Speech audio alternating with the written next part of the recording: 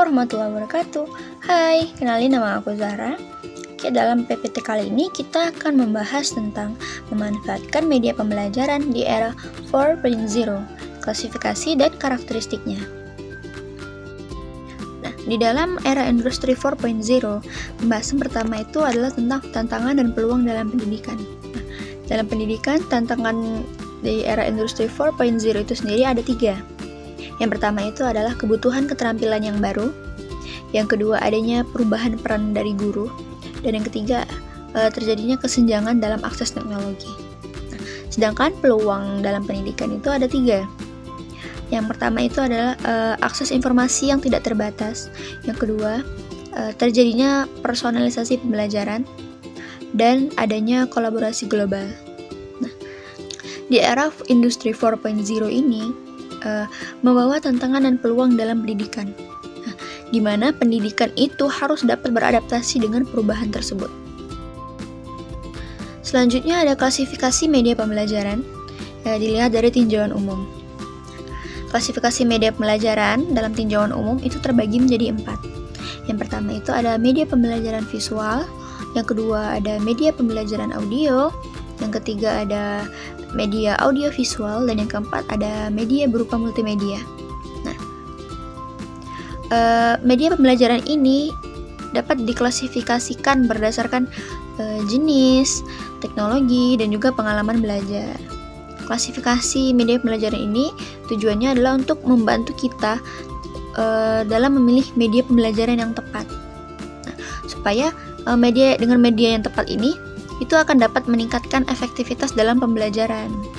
Oke, berdasarkan klasifikasi media dalam tinjauan umum tadi berupa media pembelajaran terbagi menjadi 4. Kemudian kita akan membahas tentang karakteristik media pembelajaran visual. Nah, dalam karakteristik ini itu terdapat 2 pembahasan, yaitu tentang kekuatan dan kelemahan.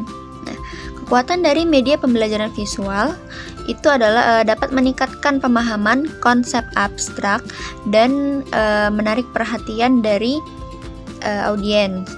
Nah, sedangkan kelemahannya itu adalah media pembelajaran visual ini dia membutuhkan interpretasi dan rentan terhadap distorsi sosial atau distorsi visual.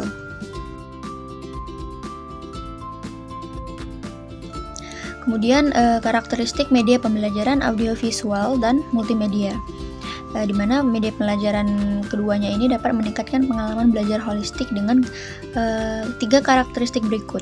Yang pertama itu adanya keterlibatan, yang kedua adanya pengalaman karya, dan yang ketiga dengan menggabungkan media visual dan audio.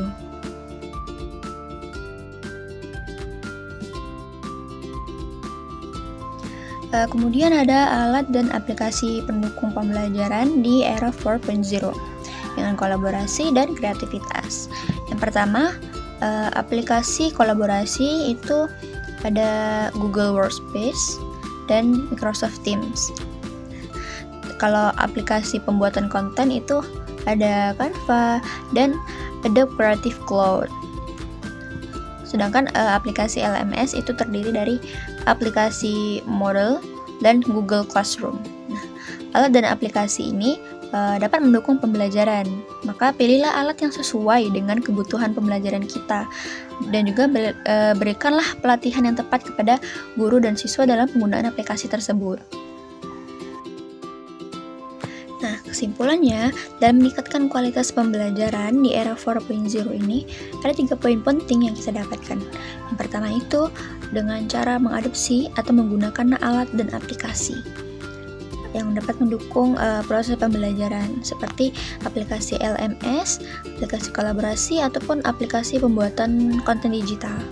Yang kedua, dengan pemanfaatan sumber daya online. Sumber daya online ini dengan berupa media visual, PPT, dan lain sebagainya.